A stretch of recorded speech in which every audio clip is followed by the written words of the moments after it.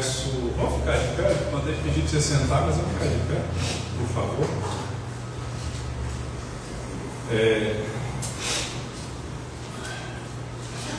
A gente chora na hora do louvor e nariz em pó. O pastor também chora. O pastor também sofre. Certo dia, a mulher de um dos discípulos, dos profetas, foi falar a Eliseu: teu servo, meu marido, morreu e tu sabes que ele temia o Senhor. Mas agora veio um credor que está querendo levar meus 2 filhos como escravos. Eliseu perguntou-lhe: como posso ajudá-la? Diga-me o que você tem em casa. E ela respondeu: tua serva não tem nada além de uma vasilha de azeite. Então disse Eliseu: vá pedir emprestadas vasilhas a todos os vizinhos, mas peça muitas. Depois entre em casa com seus filhos e feche a porta. Derrame daquele azeite em cada vasilha e vá separando as que forem enchendo. Depois disso ela foi embora, fechou-se em casa com seus 2 filhos e começou a encher as vasilhas que eles lhe traziam.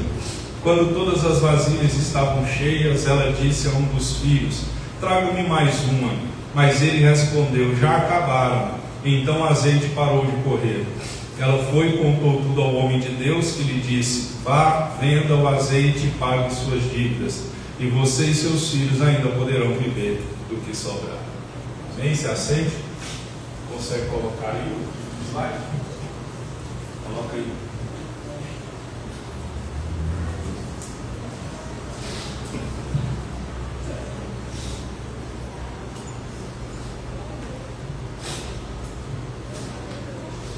Tem graça não, Miguel, também, entendeu?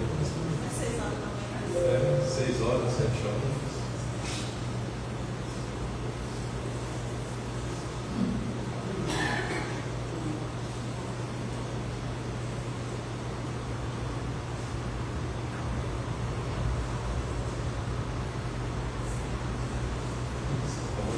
Você deveria sentar. Senta não, Miguelzinho, faz parte do processo. Você pressionar. Deus só faz azeite quando espreme a azeitona. Tema da mensagem: 7 passos para alcançar a sua vitória. O texto que nós lemos, ele se passa durante o ministério do profeta Eliseu, que foi o sucessor de Elias. Esse texto ele acontece em um período crítico da história de Israel. Era um período que a nação estava decadente espiritualmente, era um período marcado por idolatria, injustiça social e opressão. O povo cultuava Baal, e esse culto a Baal, o povo de Israel estava cultuando a Baal. Se você voltar lá em Gênesis, quando Moisés sobe o monte e desce, o povo tinha feito um bezerro de ouro. A gente sempre quer alguma coisa para adorar, visível, palpável. Então não cometa esse mesmo erro. Você pode não ver, não sentir, mas o nosso Deus, ele é fiel e ele está vendo. Então o que acontece? O culto a Baal corrompeu o povo e causou decadência moral, causou crise econômica. E nesse ambiente que é marcado por uma decadência espiritual, que é marcado por idolatria, que é marcado por uma injustiça e uma opressão social, surgiu a escola dos profetas, os filhos dos profetas. Quem eram esses homens? Eram homens que eram piedosos, que se reuniam para aprender a palavra de Deus. Eles eram liderados por homens como Elias e como Eliseu. E era como se fossem escolas teológicas que formavam líderes líderes fiéis para viver em meio a essa apostasia, essa decadência espiritual que estava se passando.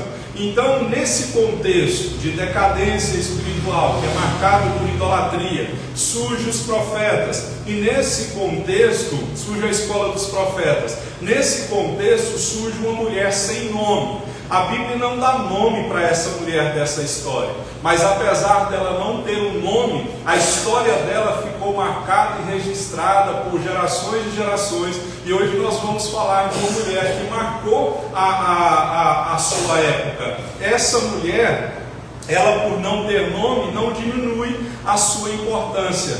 Há muitas pessoas que você e eu nunca vamos ouvir falar. Muitos vamos usar os nomes mais comuns, me perdoe, Josés e as Marias.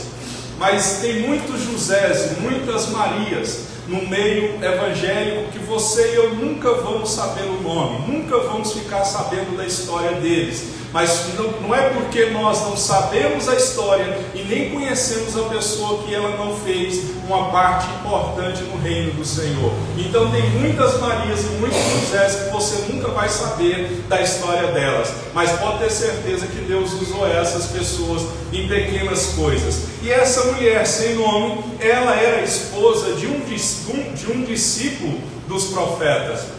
Era um homem temente ao Senhor. Só que esse homem que era esposo dessa mulher, aconteceu algo terrível e fatal que acontece com todos que nascem.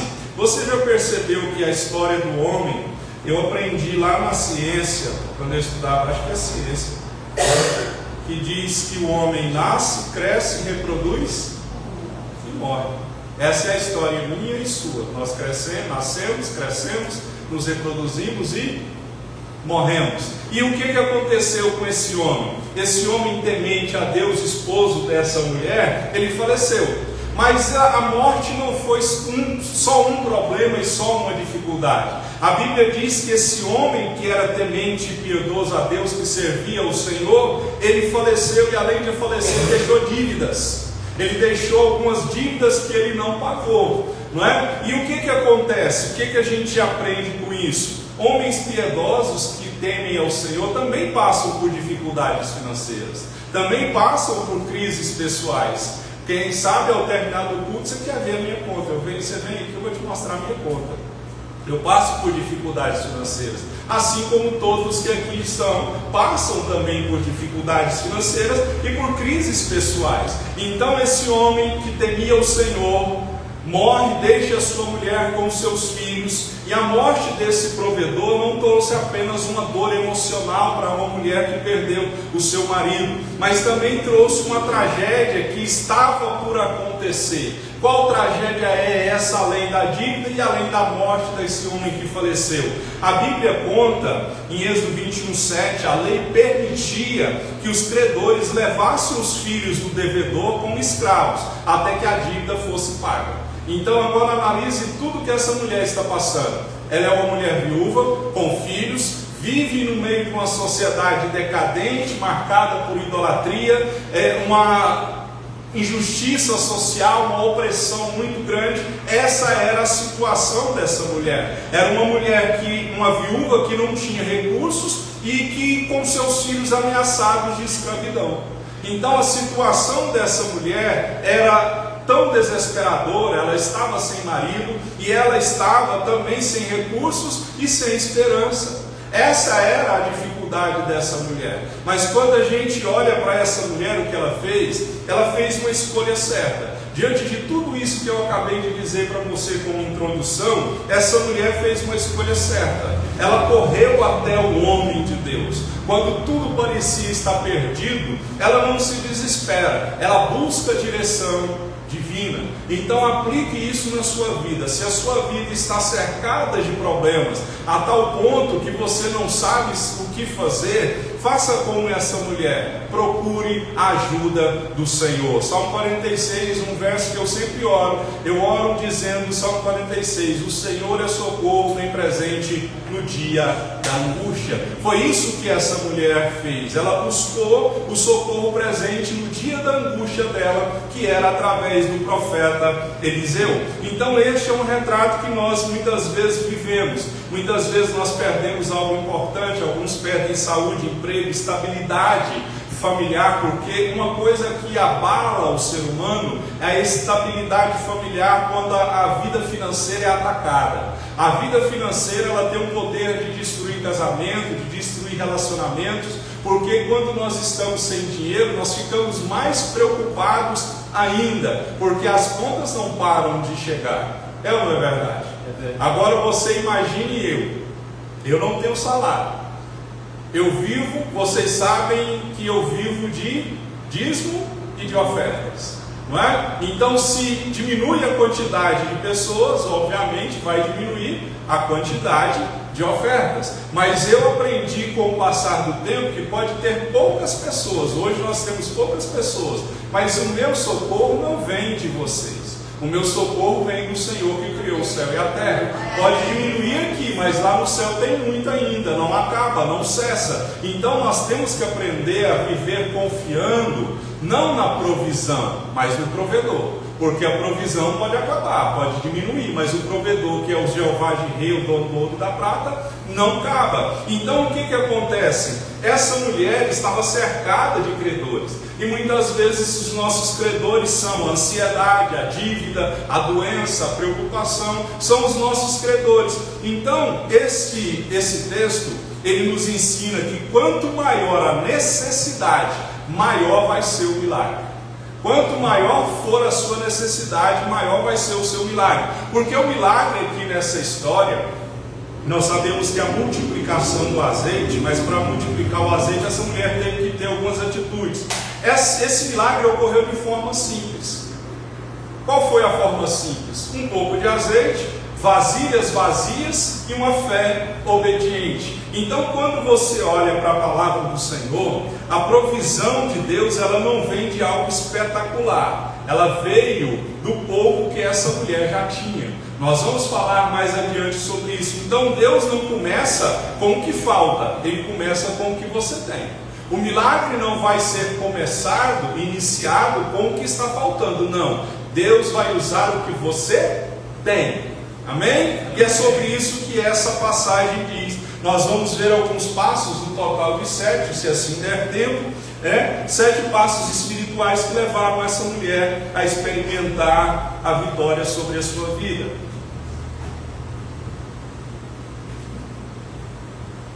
É isso aí, amigo. A hora que eu virar para você, você está esperto. Está esperto, ele ficou até com medo. A hora que eu virei para ele, apertou o trem ali numa força. Calma, de Deus.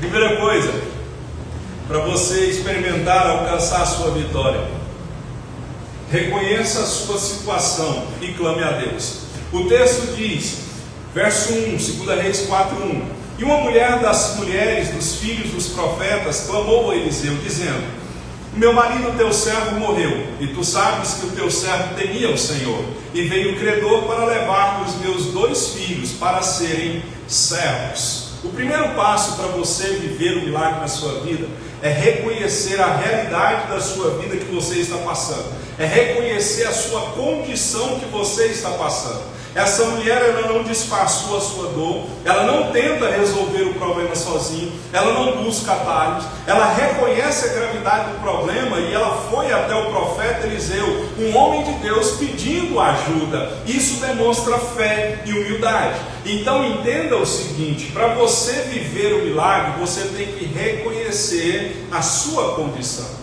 Reconhecer a condição é você admitir que você precisa de ajuda, porque muitos tentam esconder crises ou espera que resolva tudo com o tempo.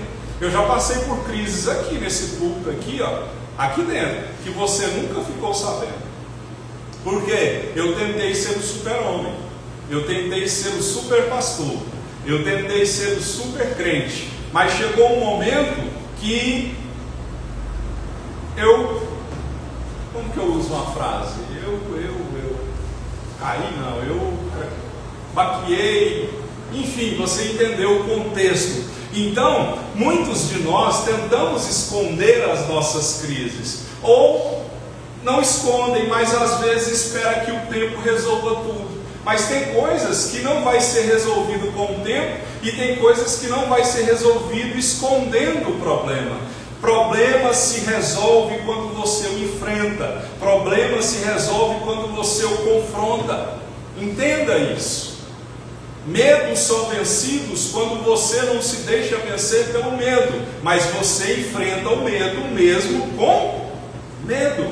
Essa mulher aqui, quem sabe nós percebemos por essa mulher, quem sabe que a vitória vem de Deus, entende que tudo começa com a sinceridade a Deus. Você tem que ser sincero a Deus, é você se prostrar e dizer: Senhor, eu já cheguei ao meu limite.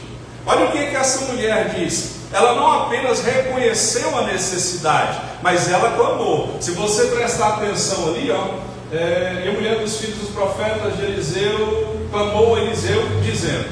Sabe o que esse verbo usado, esse verbo aqui, clamou? Ele indica um pedido urgente, um grito de socorro. É o tipo de oração que Deus gosta de ouvir. Clamar significa gritar em vozes altas. Se você olhar para o cego de Jericó, quando Jesus estava passando, era a última vez que Jesus passaria em Jericó antes da sua morte. A Bíblia diz que havia um cego assentado à beira do caminho, uma multidão cercava Jesus, comprimia, apertava Jesus, e o cego, ouvindo que Jesus estava passando, ele grita em altas vozes: Jesus, filho de Davi, tem misericórdia de mim. Então tem momentos que você não pode simplesmente fazer uma oração comum, natural. Não, é você entrar no seu quarto, fechar a porta e começar a gritar. É você começar a falar em voz alta para Deus ouvir o seu clamor. Não que o gritar, o falar em voz alta faz alguma diferença entre falar em voz baixa, mas aqui o texto fala que o verbo aqui indica um pedido urgente de socorro. Essa mulher estava com os 2 filhos prestes a serem levados como escravos, até que a dívida fosse paga. Ela estava vivendo a dor do luto, ela estava vivendo num contexto geral de situação terrível, no ambiente que ela estava passando. Então a Bíblia diz assim, em Jeremias 33:3, clama a mim e responder-te coisas grandes e ocultas que você não sabe. Deus não responde pessoas indiferentes, Deus responde quem clama. Nós estamos num propósito de 21 dias de jejum e de oração. Hoje é o 7. Hoje é o 7. Isso, começou no fim passado. Hoje é o 7º dia. Começou a segunda? Olha aí no... Isso, começou na segunda. Isso. Enfim, nós estamos no propósito de 21 dias de jejum e de oração. E eu tenho certeza absoluta que alguma coisa vai acontecer. Obviamente, no tempo de Deus, alguma coisa vai acontecer. Vai acontecer ao redor de nós, vai acontecer em nós, vai acontecer na nossa família. Então essa mulher também apresenta um argumento espiritual. Olha o que ela diz: tu sabes que o teu servo temia o Senhor. Ela chega para o profeta, clama em voz alta, pedindo com um grito de socorro, e ela argumenta com o profeta com um argumento espiritual. Ela diz: olha, Eliseu, você sabe que o teu servo temia o Senhor, ou seja, a minha casa tem um histórico de servir e de temer ao Senhor. Ela estava dizendo: meu marido serviu ao Senhor, e eu continuo crendo no Senhor. Então isso ensina que quando você é fiel ao Senhor, a fidelidade a Deus é uma base para você buscar ajuda ao Senhor. Você pode argumentar com o Senhor e dizer: Deus, eu tenho me desviado do pecado, Deus, eu tenho andado em santidade, eu tenho te buscado, eu tenho te servido, eu tenho renunciado à minha própria vida, eu preciso que o Senhor me ajude neste momento. Então essa mulher argumentou dizendo: olha, meu marido servia ao Senhor, eu também continuo servindo ao Senhor. E a gente percebe que o que acontece com essa mulher? Ela reconhece a sua situação e ela clama a Deus. Então aplique isso na sua vida. Quando a crise chegar, não tente carregar o peso sozinho. Pare de fingir que está tudo bem, abra o seu coração para o Senhor, não é? Quem sabe para uma pessoa de confiança que você sabe. Uma coisa que eu descobri e que eu negligenciei e não reconheci que era necessário é o tal da terapia. Irmãos, fazer terapia é a melhor coisa do mundo. O que é terapia? Você vai conversar com alguém que não vai te julgar. Você vai conversar com alguém que vai te ajudar. Eu faço com a doutora Roseli, ela congregou aqui comigo muito tempo e diversas vezes eu falo para ela: se eu soubesse o quão bom é, eu não teria desperdiçado o tempo que você congregou comigo sem eu ter feito isso aqui. Então, o que a gente tem que parar de tentar fazer? Parar de tentar de fingir que está tudo bem. Abrir o coração para Deus, abrir o coração para outras pessoas. Às vezes você não vai ter a condição financeira de fazer uma terapia. Eu não tenho, ela não cobra nada de mim, mas se você ligar para ela vai cobrar, e tem que cobrar. Por que ela não cobra de mim? Eu não pedi nada, ela que me deu. Então, uma coisa que ela tem me ensinado: aceite os presentes. Ela me deu de presente, eu estou aceitando. Então entenda o seguinte: a gente tem que reconhecer. Às vezes você não tem a condição para fazer uma terapia, mas você tem um pastor. Amém? Amém. Só que eu ando cobrando caro. Minha consulta é acima de 500. Meia hora, começa no 500. Depois passou de 500, vai para 1000. Amém? Glória a Deus. Como não, irmão? Como nada não. Então o que acontece? A gente tem que reconhecer as nossas limitações, parar de ter vergonha e admitir que a gente precisa de ajuda. A gente precisa de ajuda, sozinho a gente não dá conta. Essa mulher reconheceu a sua situação, ela clamou a Deus. Ela clamou a Deus. Então reconheça, pare de fingir que está tudo bem, pede socorro. Pastor, me socorre. Marido, me socorre. Mulher, me socorre. Filho, me socorre. Alguém me socorre. Pode ter certeza absoluta que vai ter alguém do seu lado para te ajudar no seu momento de dor. Essa mulher reconhece a sua situação e ela vai até o profeta Elias buscando o seu milagre. Então, a primeira coisa é para Deus te abençoar, para você alcançar a sua vitória. Pare de dizer que está, fingir que está tudo bem, reconheça que está tudo mal. Olha, depois que esse negócio dessa bendita ou maldita depressão chegou no meu coração, aí você para pensar, e uma coisa que a doutora Roseli me ensina também é escrever ou falar.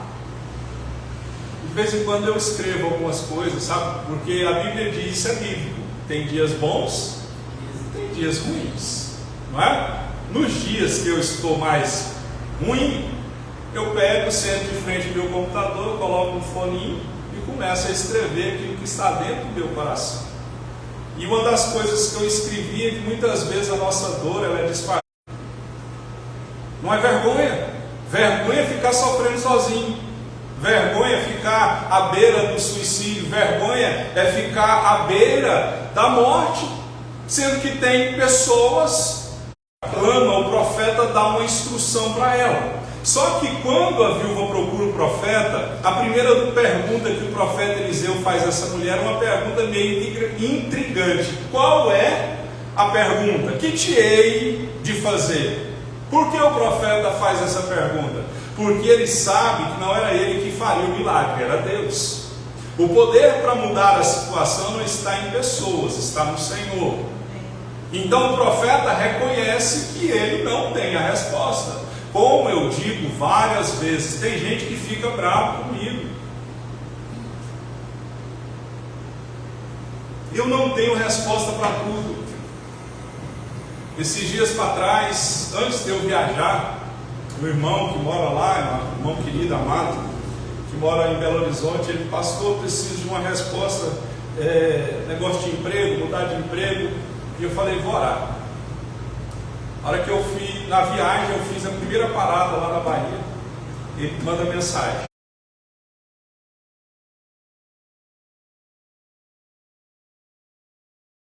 semana passada eu ainda não tinha respondido. E eu respondi. O profeta faz a pergunta: que te hei de fazer? Porque mesmo ele sendo profeta, mesmo ele sendo íntimo de Deus, ele não sabia o que fazer. Ele não tinha resposta para tudo. Na sequência ele pergunta para a mulher. O texto diz: declara-me o que é que tens em casa. O que você tem em casa? Milagre? Entenda, Deus não começa o milagre pelo que falta, mas pelo que você tem. O milagre na sua vida não vai começar pelo que está faltando, não, ele vai começar pelo que você tem. Temos. Nós focamos muito o que se foi, o que se perdeu, o que se acabou, o que nós não temos. E nós esquecemos de focar assim, não é? Muitas pessoas se concentram apenas no que... Então às vezes você está olhando só o que se foi, só o que perdeu, só o que acabou, só o que você não tem mais nas suas mãos, só o que você vivenciou. A Bíblia diz que não é sábio você olhar para trás e dizer lá era melhor. Paulo diz assim: esqueça das coisas que para trás ficaram e prossigam para o alvo, para alcançar o prêmio da soberana vocação que está em Cristo Jesus. Então o que a gente entende? Deus começa o milagre, não é por aquilo que falta, é por aquilo que você tem. Aquela mulher respondeu, a pergunta foi: o que você tem em casa? A resposta foi: não tenho nada senão uma botija de azeite. Para ela parecia ser insignificante, mas para Deus esse pouco de azeite seria a base para o milagre. Então você está olhando: eu tenho só isso aqui, e Deus está dizendo: é disso aí que vai vir o milagre. Você entendeu? Então o pouco que você tem hoje é a base para o milagre de Deus acontecer. Mas quem sabe nós estamos olhando o que se foi, o que acabou, o que não tem, e ficamos cantando. Certa vez eu falei sobre isso, e ficamos cantando aquela música do Trazendo a Arca. Como é que é, Jesus? Restitui, eu quero de volta o que é meu. Não é? A gente fica orando, dizendo: Deus, traz de volta o que é meu. Se não tem mais, não é seu mais. Se acabou, é porque não é seu mais. Aí a gente fica orando, olhando para trás e dizendo: traz de volta. Aí Deus está lá no altar dizendo: foi eu que tirei, eu não vou te dar de novo, porque eu tenho coisa nova, maior, melhor para você. Mas você ainda está orando, dizendo: restitui. E Deus está dizendo: eu vou começar o milagre. Não é por aquilo que está faltando, é por aquilo que você tem. É por aquilo que você tem. Então, em tempos de crise, pare de reclamar do que falta e comece a enxergar o que ainda tem.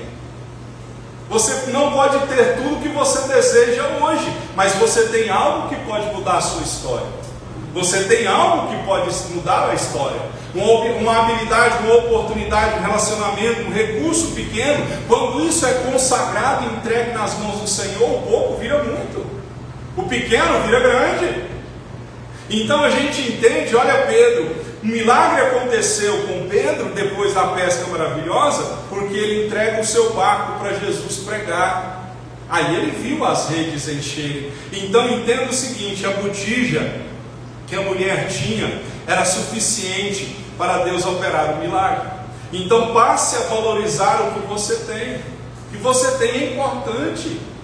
Entenda o seguinte: Deus ele sempre usou pequenas coisas e em pouca quantidade. Nosso Deus ele não precisa de muita coisa não. Ele só precisa de alguém que se coloque na brecha. Deus sempre usou coisas pequenas e em pouca quantidade. 5 pães e 2 peixes, 5.000 pessoas foram alimentadas. Gideão tinha um exército de 32.000 e Deus reduziu o exército de 32.000 para 300, mostrando que a vitória não depende da força, depende do Senhor. Davi, com uma pequena pedra, derrota Golias, somente com uma pedra. Então você tem que entender, ouvir a voz de Deus e valorizar o que você tem. O milagre, volto a repetir, não começa pelo que falta, ele vem por aquilo que você tem. É esse pouquinho aí, esse pouquinho de fé, essa pequena habilidade de fazer alguma coisa, em exercer alguma coisa, é isso que Deus vai usar para transformar em grande. Sabia disso? Qual foi a habilidade que Deus me deu? Pregar. Se eu te der o microfone aqui, do jeito que está aqui a ministração, mastigada, simples e fácil de entendimento, quem sabe você vai ficar como eu no início. Vai enrolar e vai espremer e não vai sair nada. Não é? Essa é a minha habilidade. Não é verdade? Eu vou escondê-la. Sabe qual foi a proposta? Sabe o que eu disse que eu ia dizer no começo do culto e não falei? Vou falar. Vou falar.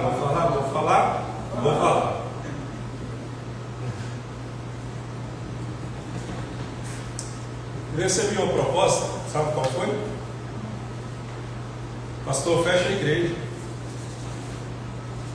com o meu dízimo o senhor pode ficar com ele, sem a igreja estar aberta. O senhor vai viver com o meu dízimo por 1 ano, 6 meses. Mesmo com a igreja fechada, eu vou continuar dizimando para você. Essa foi a proposta. Eu vou aceitar?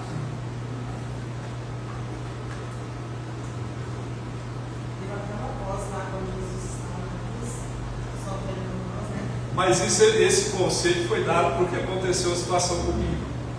E essa pessoa viu a minha dor. Entendeu?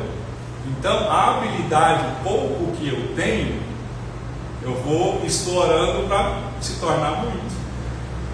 Amém? Glória a Deus. Miguel.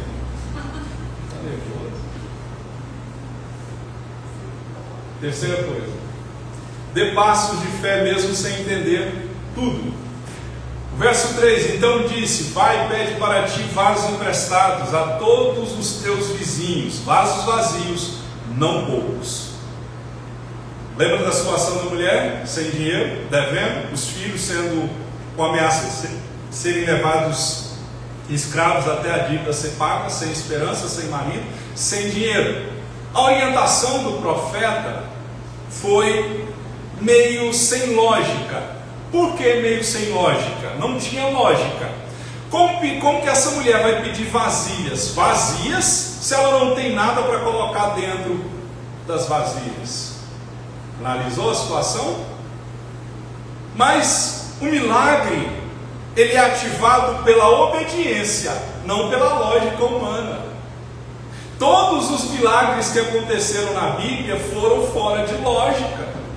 Então entenda o seguinte: Deus poderia multiplicar o azeite dentro da botija, mas Deus escolheu um processo que exigia fé, ação e participação dessa mulher.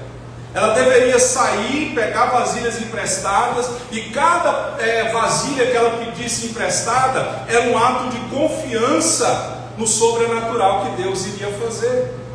Então entenda, as coisas de Deus, elas não têm lógica quando elas são analisadas na lógica humana.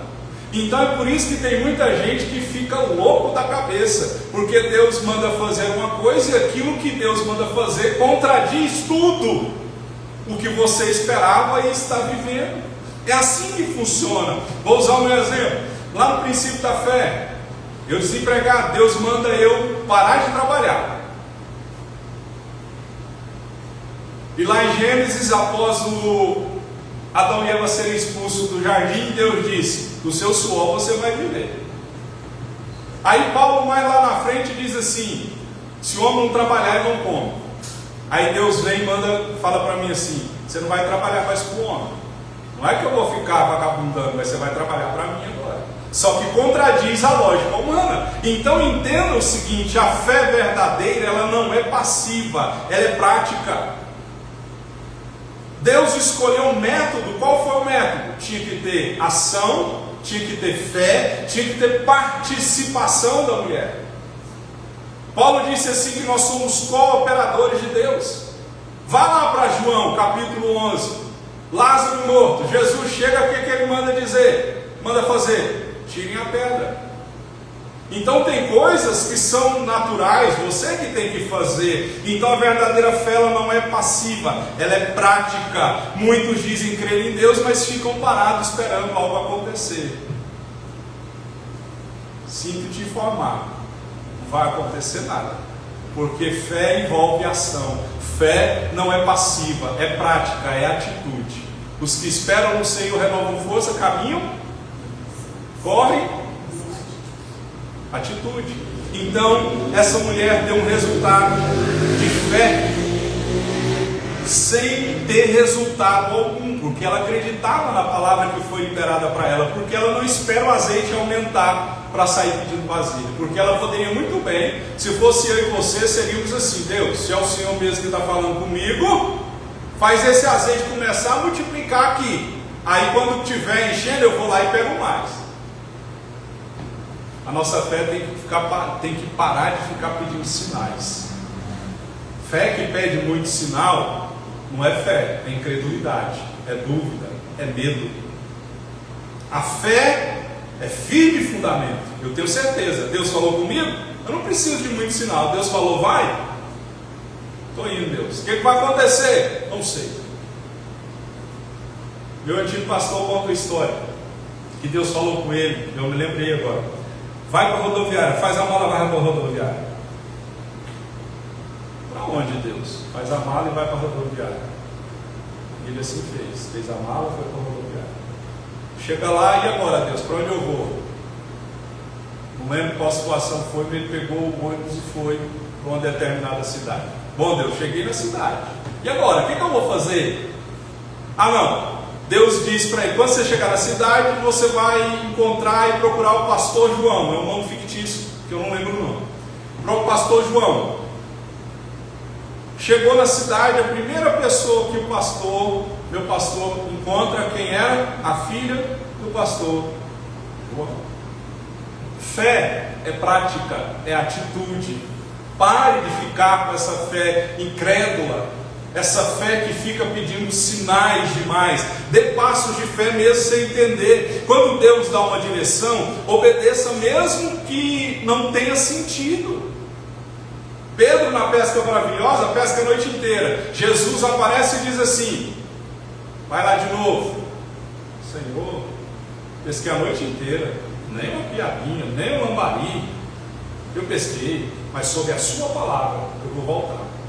É isso que é fé. Então, quantas vezes Deus dá uma direção que parece não ter sentido, parece não ter lógica. Um exemplo, quantas vezes Deus pede para perdoar quem te feriu?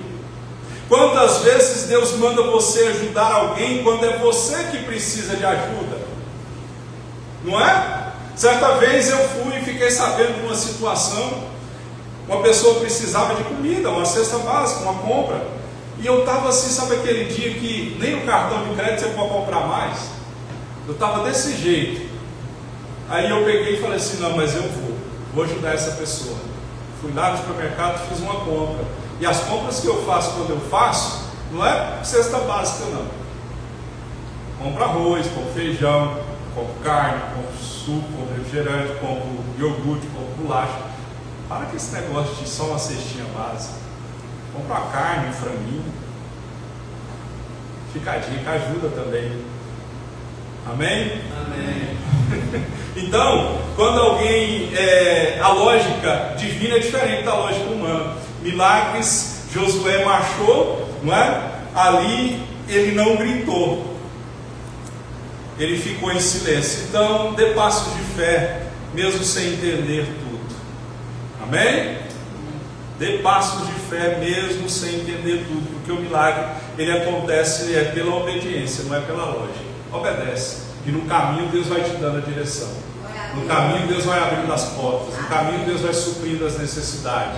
Mas se você ficar baseado na lógica, como, por quê, nada vai acontecer. Essa igreja foi aberta, eu já disse para vocês, ela foi aberta no momento que eu tinha na conta 25 centavos. E eu fui, como Jesus morreu na cruz, eu fui na loteria tirar esses 25 centavos, porque eu não tinha dinheiro. Eu precisava desses 25 centavos para ver se eu comprava um pão para comer em casa. E ela tem 13 anos de porta aberta, nunca atrasou o aluguel. Milagres acontecem, é ativado pela obediência, não é por lógica. Dê passo de fé, não está entendendo? Foi Deus? Eu vou assim mesmo. Você está quase dormindo aí, cara? Olha, ele trombou assim, está quase dormindo. Outra coisa, feche a porta e se conecte com Deus no secreto. Verso 4.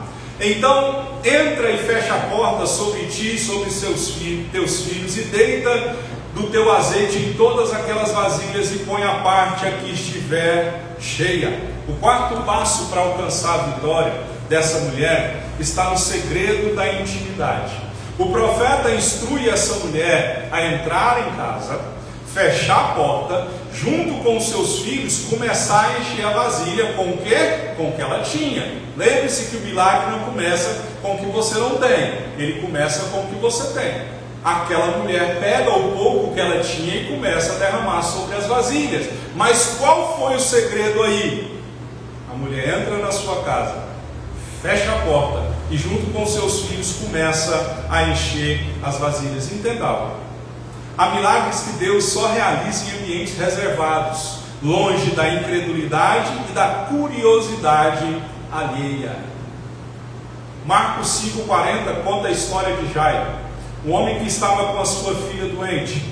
Quando Jesus chega à casa de Jairo, havia um ambiente de incredulidade. Jesus afirma para aquelas multidões de pessoas que estavam ali como urubu em volta da carniça, perdão pela expressão, Jesus afirma que aquela menina dormia, ela não estava morta. Todos zombam de Jesus, todos duvidam de Jesus, todos incredulizam Jesus. O que Jesus faz? Ele remove os incrédulos e ele leva para dentro da casa onde a menina estava no quarto apenas os pais e 3 discípulos. Apenas os pais e 3 discípulos. Então, queridos, o ambiente onde reina zombaria, dúvida, ele não é apropriado para o milagre. Porque onde tem fé, tem espaço para o agir de Deus. Onde tem incredulidade, há um obstáculo muito grande.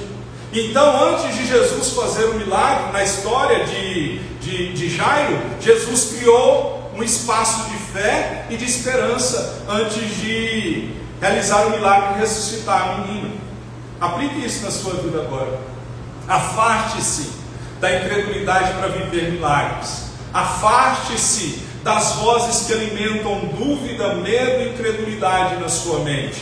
Afaste-se ou até ignore quem desacredita da sua fé. Aquelas pessoas que ao seu redor estão, que dizem assim: desiste porque não vai dar certo. A Bíblia está dizendo que antes do milagre Jesus criou um ambiente com poucos, mas esses poucos tinham fé.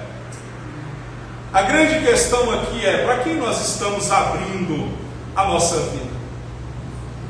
Porque fechar a porta é um ato espiritual que significa separar-se para Deus. Jesus disse em Mateus 6, verso 6: mas tu, quando orares, entra no teu quarto, fecha a porta, ora ao teu Pai que está em secreto.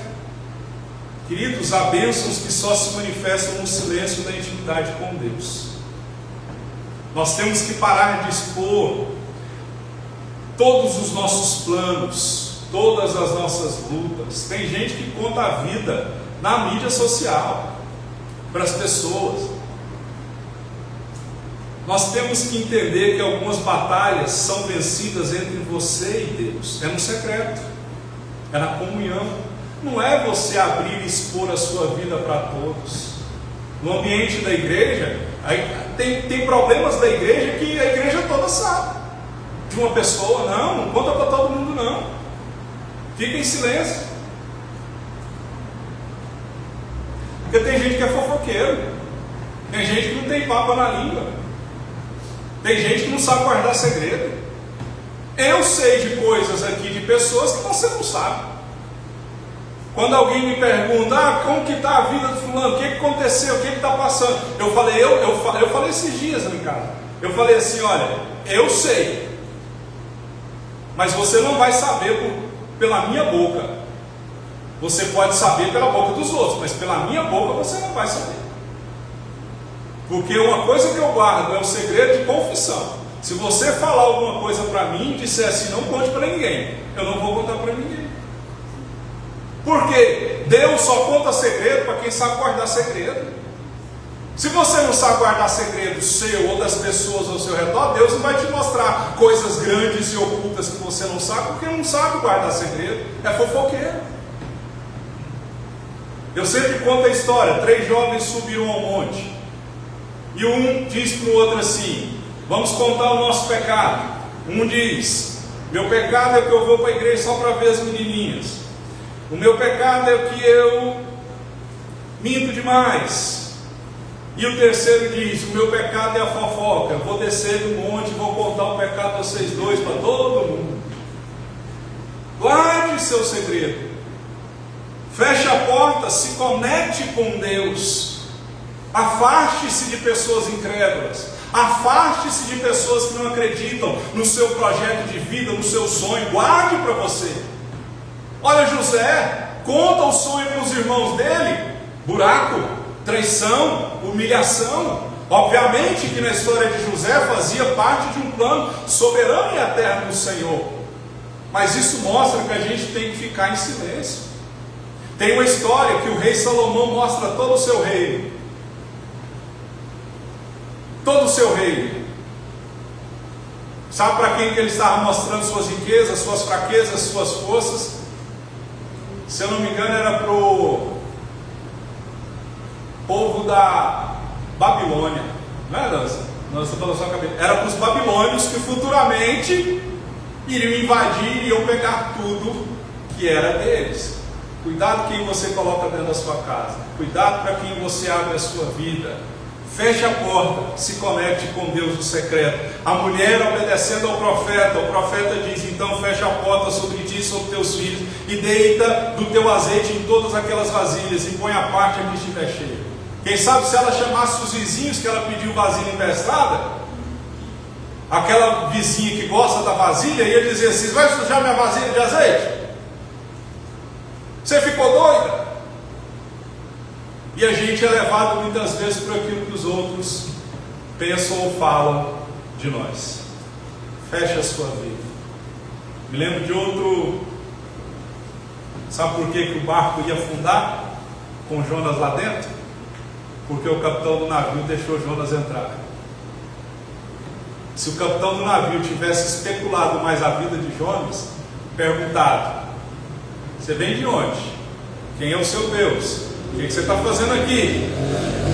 Não teria quase afundado e perdido a sua carga, porque os marinheiros jogaram carga fora para ver se parava.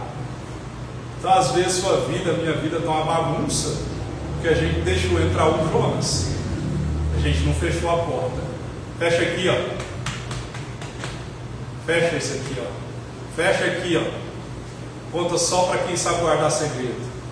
Conta para Deus. Se não tem ninguém ao seu redor que sabe guardar segredo, se ao seu redor só fofoqueiro, mentiroso, dobra o seu joelho e conta para Deus. O Deus que te vê em secreto vai te responder no secreto, mas Ele vai te abençoar abertamente.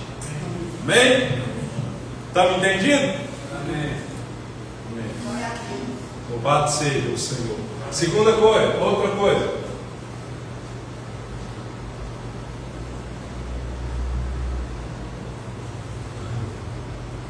Envolva sua casa no processo do milagre. Olha o texto.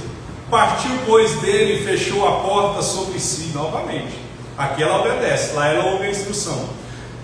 Partiu, pois, dele e fechou a porta sobre si, sobre seus.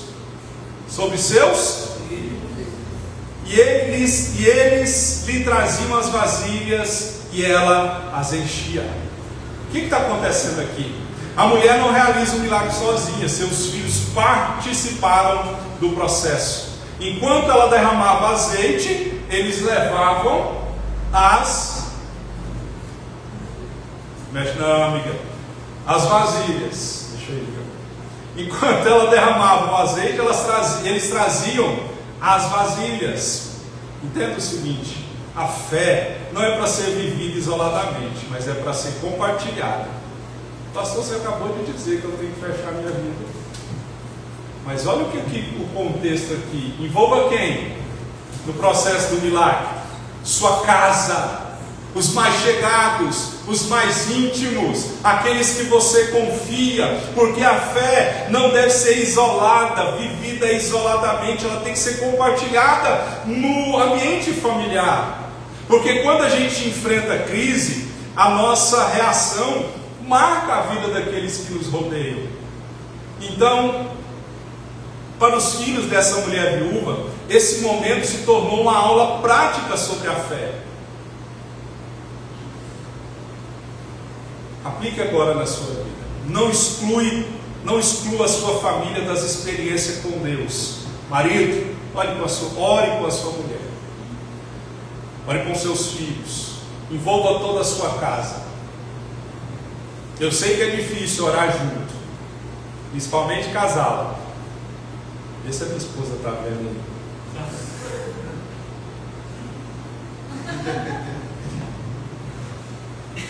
Eu já fiz curso de casais. E esses cursos de casais são feitos para te cutucar mesmo. Na hora de fazer a tarefa, se eu fechar o olho aqui, eu lembro, lá é Aparecida. Pau quebrou. Vamos fazer a tarefa. E a tarefa era mais ou menos assim: escreva os defeitos da sua esposa. Ela está do lado. Escreva os defeitos do seu esposo. Ele está do lado. Aí começava a escrever: ah, mas eu acho engraçado.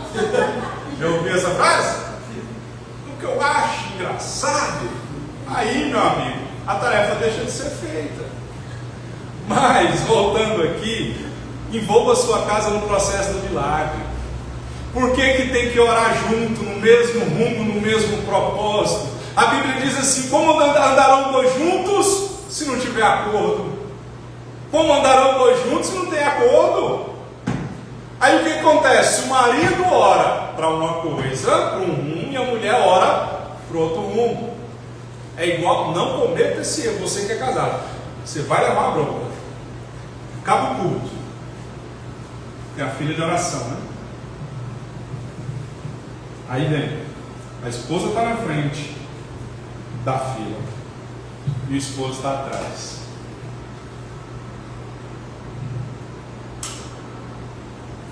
O que eu faço? Chama sua esposa, pega na mão dela. Chama seu esposo, pega na mão dele. Não tem essa coisa: vou orar só para mim. Não, irmão, se der ruim para mim, vai dar ruim para minha esposa. Se der bom para mim, vai dar bom para minha esposa. Não, na verdade, os dois não são uma só carne. Então entenda, envolva sua família, seus filhos. Aprenda a fazer o culto familiar. Até minha filha Laura, de vez em quando, pega no meu pé: pai, vamos, Laura. É porque na carteirinha dela, do plano de saúde, escreveram Lara. Aí tá lá chamando Lara, e era Laura. A minha filha Laura, ela sempre fala: pai, vamos orar, vamos ler a Bíblia. E eu sempre falo: vamos, e acaba caindo no esquecimento. Coisa rápida, irmão. Pega um versículo, senta aqui. Senhor, meu pastor, nada lhe faltará. Fecha o olho. Pai, em nome de Jesus, abençoa minha esposa, abençoa meu filho, abençoa. Deus, nós queremos trocar de carro. Deus, nós queremos comprar uma televisão nova. Deus, minha esposa quer trocar esse sofá. Ela está pegando no meu pé, enchendo a minha paciência. Eu não tenho dinheiro para comprar o sofá. Me ajuda, Jesus. É você envolver a sua casa no processo do milagre. Aplique isso agora na igreja. Sabia que quando a igreja ora no mesmo rumo, no mesmo foco, o milagre acontece? Aí fica só 1, 2, 3 orando por uma coisa ou outra de vez em quando. Aí Deus fala: vou esperar vocês agirem, esperar vocês orando. Então ore, quando você for orar, ore pelo crescimento dessa igreja. Porque Salmo 133: quão bom e quão suave é que os irmãos vivem em união. É como um óleo precioso que desce sobre a barba de Arão, e ali o Senhor ordena bênção. Então envolva. Os filhos da viúva presenciaram e ajudaram no processo do milagre, aprendendo que Deus é fiel. Quando a família participa, a fé se fortalece e o milagre se torna um testemunho coletivo. Se torna um testemunho coletivo. Meu filho já viu, minha filha já viu situações difíceis que nós passamos e Deus assim abriu uma porta onde não existia porta. Então eu tenho certeza que ele serve ao Senhor, minha filha está servindo ao Senhor, que viram minha fidelidade ao Senhor. Então, envolver a família é você transmitir uma herança espiritual. Envolva sua casa na família. Os filhos da viúva, a fé deles foi fortalecida por causa da atitude da mãe.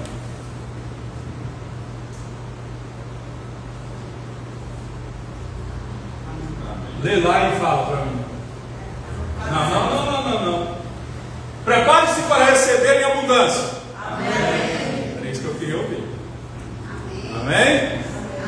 Verso 6: e sucedeu que cheias que foram as vasilhas, disse a seu filho: chega-me ainda uma vasilha. Porém ele lhe disse: não há mais vasilhas. E o azeite parou.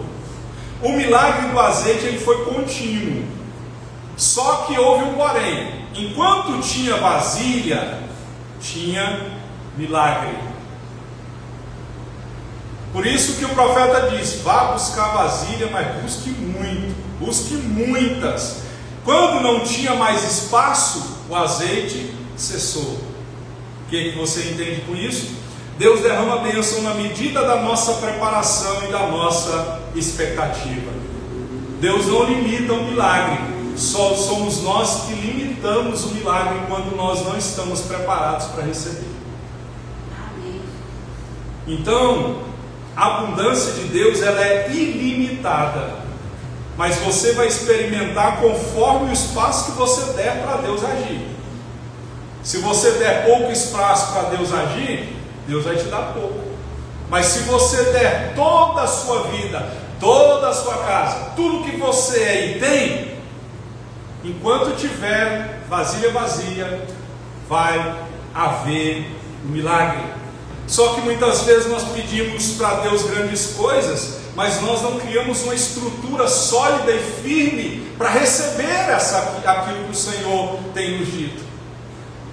Domingo passado eu preguei sobre Isaías capítulo 54. Finca bem a tua estaca, larga a tenda, porque a bênção vai transbordar à direita e esquerda. E lá no domingo passado, se você entrar lá no Instagram, está lá a mensagem. Lá nós explicamos que fincar a estaca, alargar a tenda, fala de estar preparado para aquilo que Deus vai fazer. Então nós pedimos expansão, pedimos mais de Deus, mas nós não cuidamos bem do que já temos. Como que Deus vai dar mais se você não cuida nem do que tem? Você entendeu? Então, é hora de você aumentar as suas vasilhas. Mais oração, mais fé, mais santidade, mais busca. Porque Deus, ele trabalha assim: se você der espaço, o que bate, abre a porta. O que busca, encontra. É assim que Deus trabalha. Então, quanto maior for a sua preparação, maior vai ser o seu milagre. Quando Jesus multiplica os pães e os peixes, o que Jesus mandou fazer? Assentem-se em grupos organizados. Então, antes do milagre tem que haver preparo. A mulher se preparou antes de receber o milagre. Ela buscou vasilhas antes de o azeite jorrar. Então se prepare. Porque se você não estiver preparado, até a bênção pode ser ruim para você. Sabia disso? Tem gente que é abençoado, mas não sabe administrar a bênção. Amém?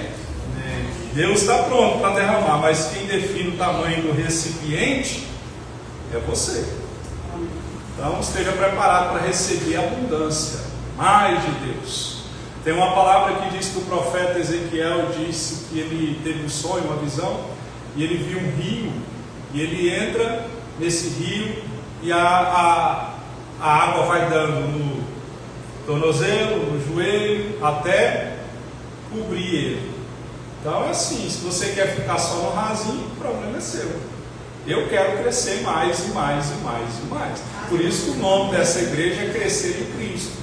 O slogan é crescendo na graça e no conhecimento de Cristo. A minha oração tem sido: eu quero crescer não somente em graça e conhecimento, mas eu quero crescer em quantidade de pessoas. Não quero ver mais cadeira vazia nessa igreja. Amém? Amém? Tudo bem, Miguel? Para encerrar, organize o milagre e viva o propósito. Verso 7 é o último passo para você alcançar o milagre. Então veio ela e o fez saber ao homem de Deus, e disse ele: vai e vende o azeite, paga a tua dívida, e tu teus filhos vivei do resto. Olha como que a situação já mudou aqui. Lembra da situação do início? Viúva, sem dinheiro, perseguida, seus filhos estavam na eminência de ser levado como escravo até que a dívida fosse quitada. Mas o que acontece aqui? Aqui ela já está com as vasilhas cheias, ou seja, a prosperidade já chegou até ela. E o que ela fez? Ela foi contar até o profeta. O milagre aconteceu, profeta, como você falou. Quisera eu, não para soberba minha, mas eu gostaria muito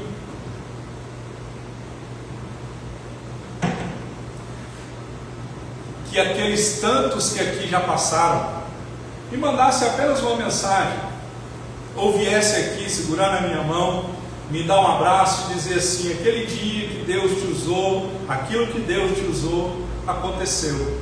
Mas infelizmente muitas pessoas não sabem ser gratas. São como os 10 leprosos, recebem a bênção e não voltam para agradecer. É triste, é difícil, não é? Porque o testemunho edifica a fé. Seria bom, então, quando Deus te abençoar, não é para soberba não, mas vem aqui, conta seu testemunho, honra a Deus, testifica do milagre, porque isso mostra que Deus está nos abençoando. Às vezes Deus está te abençoando, já te abençoou, e você ainda não contou o milagre. Me lembro uma vez, vou terminar, diz que todo pastor que fala que vai terminar, ele fala mais 10 minutos. Eu me lembro uma vez que um irmão pediu oração, veio aqui choroso, triste: ó, pastor, ora para mim, minha esposa quer me deixar, ela está separando e tal, e choroso. Nós oramos, Deus falou que ia restaurar o casamento, e o irmão, por não congregar aqui, subiu, não vi mais, mas as mídias sociais contam, né? Aí passou algum tempo, meses, semanas, dias, não sei. Eu entro lá na mídia social, no Instagram, tá ele com a esposa dele em Caldas Novas. Aí eu falei: eu estou aqui orando pro Filho de Deus, o casamento voltar, e ele já está namorando lá em Caldas Novas. Nem não contou o testemunho. Então conte o seu testemunho. Amém? Ela foi contar o testemunho, e quando ela foi contar o testemunho, o profeta dá uma orientação à viúva. Qual foi a orientação? O texto responde: ela deveria vender o azeite, quitar a dívida e viver do restante. Irmãos, a provisão vai além do problema imediato, ela traz estabilidade e direção para o futuro. O profeta diz para ela assim: olha, agora Deus fez muito, você vai vender o azeite e você vai pagar suas dívidas e viver do restante. Olha para mim aqui. Deus te abençoou, cumpre como você falou, vai pagar os credores, vai pagar quem você está devendo. Porque tem gente que Deus abençoa, esquece até das dívidas. Aí não paga o que está devendo, gasta o que Deus deu e não sobra para viver para frente. Não é? Irmão, teve uma vez que eu passei por tanta dificuldade que o motoqueiro de uma loja batia lá na minha casa, né, Aparecido? Era todo dia, ele batia lá. Eu falei: mano, não tem dinheiro não tem que mais não. A hora que eu tiver, eu te pago. Deus fez uma reviravolta, o azeite multiplicou. Aí chegou o dia de eu ir lá pagar o que eu devia, o que o motoqueiro me cobrava. E eu fechava o portão e chorava. Eu dizia: Deus está me cobrando aqui, eu não tenho como. Sabe como eu cheguei lá? Com o bolso cheio de dinheiro e com o carro do ano tirado da concessionária, zero. Então, quando Deus te abençoar, quite as suas dívidas, viva do restante. O milagre não elimina a responsabilidade humana, ele exige sabedoria na administração. Tem gente que não sabe ter dinheiro e Deus não pode dar dinheiro para ele, porque ele não tem sabedoria para administrar dinheiro. Não tem. Gasta tudo como se o mundo fosse só um dia. Tem um ditado que diz assim: eu vou viver o dia de hoje, amanhã pertence a Deus, sei lá se eu vou estar vivo amanhã. Amanhece, olha quem está vivo, só que cheio de dívida. Cuidado com isso aqui, ó. Vou tirar aqui. Deixa eu ver aqui, peraí. Cartão nós temos muito, mais dinheiro.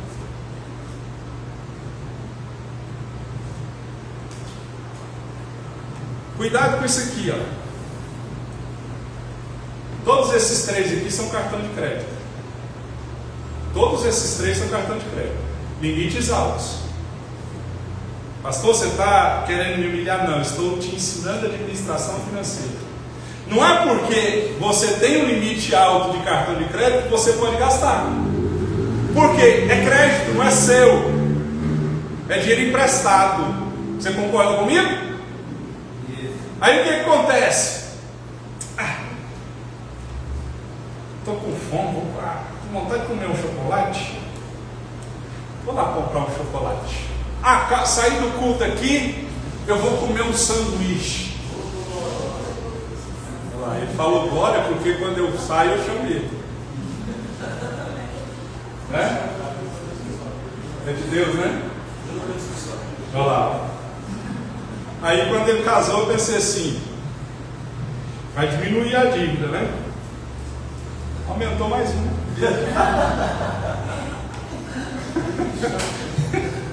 Agora tem Isadora, agora eu pago com o Mateus e para Isadora, com muito amor e carinho, graças a Deus. Eu chamo eles com muito prazer. Quando a gente vai embora de vez em quando, né, Isadora? Eu ligo para eles, eles vamos comer?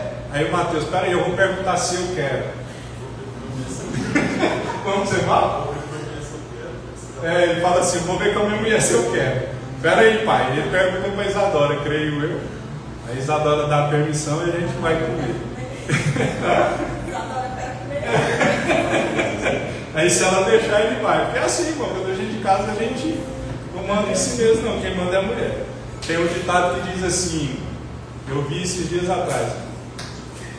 Quando eu era pequeno, morava dentro da casa da minha mãe dizia assim, quando você casar e tiver a sua casa, você faz o que você quiser.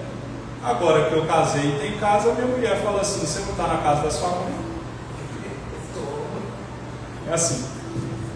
Muitos perdem, falando de dinheiro, muitos perdem a bênção porque não sabem administrar a bênção. Deus abre portas, mas é preciso organização para manter o que Ele te deu. Deus abre portas. Milagre sem ter gestão vai se transformar em frustração. Se você não souber administrar o que Deus te deu ou vai te dar, você vai ficar frustrado, vai se afastar do Senhor. Então, quando Deus te abençoar, use com equilíbrio, pague suas dívidas, invista em propósitos que glorifiquem o nome de Deus, que viva com gratidão. Peça a Deus sabedoria como José. Deus deu sabedoria para administrar os 7 anos de fartura, garantindo sustento nos anos de escassez. Amém? Então organize o milagre, viva o propósito. Quando Deus te abençoar, não se esqueça, administre o que Deus te der. Estamos claros? Cuidado com isso aqui, ó. Isso aqui é bom, socorre em momentos de dificuldade. Socorre, eu tenho que reconhecer. Hã? A senhora levou? Que bênção. Aleluia. Cuidado com os golpes.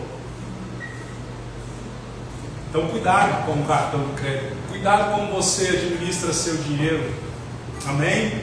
Porque se você não tiver administração, se você não tiver gestão, vai virar uma bagunça. E tem muita gente que está endividada e está culpando o diabo. É um devorador. Não é. O pastor Silas Malafaia disse que chegou uma mulher nele e disse assim, pastor, o devorador está furioso comigo. Tem muita dívida para pagar no cartão. Aí o pastor, me dá o cartão aí. Aí a irmã pegou e deu o cartão de crédito. Ela pensou assim, vai orar e repreendeu o devorador, né? Aí ele fez assim, ó, no intuito de quebrar o devorador. E ela, não. Então o devorador está aqui, ó. A falta de sabedoria, a falta de administração daquilo que você tem em suas mãos. O profeta disse para a mulher, vende o que você tem, quita a sua dívida e viva do restante. Isso é administração. Amém? Vamos orar para que o milagre da multiplicação do pouco que temos aconteça na nossa vida. Amém? Você vai aí colocar diante de Deus o pouco que você tem, a sua dificuldade, a sua necessidade. você vai colocar diante do Senhor isso que angustia o seu coração. Amém? Pai, aqui está o homem e a mulher que temem ao Senhor. Nós precisamos, ó Deus, reconhecer, ó Deus, como essa mulher que estamos passando por problemas. Essa mulher, ó Deus, não se isola, ela não finge que está tudo bem. Ela vai, ó Deus, até o profeta e pede ajuda. Muitas vezes nós tentamos disfarçar, mascarar a nossa dor, sendo que o Senhor está dizendo que nós temos que reconhecer, ó Deus, que precisamos de ajuda. O problema dessa mulher, ó Deus, era uma situação difícil. Os filhos seriam levados para pagar a dívida. Mas ela vai até o profeta e o profeta faz uma pergunta simples e corriqueira a ela: o que é que você tem? E ela diz: um pouco de azeite. E ele diz: vá lá e pegue vasilhas emprestadas, para que você possa vivenciar o milagre. Quantas vezes nós limitamos o Senhor e não reconhecemos que precisamos, ó Deus, do Senhor. Nós precisamos, ó Deus, entrar no nosso, ó Deus, secreto. Ó Deus, parar de abrir a nossa vida para as pessoas, parar de contar nossos planos secretos para as pessoas. A orientação do profeta foi: entra na sua casa, fecha a sua porta, somente você e seus filhos vão presenciar este milagre. Quantas vezes nós abrimos a nossa vida e contamos os nossos problemas para todas as pessoas ao nosso redor, e muitas pessoas são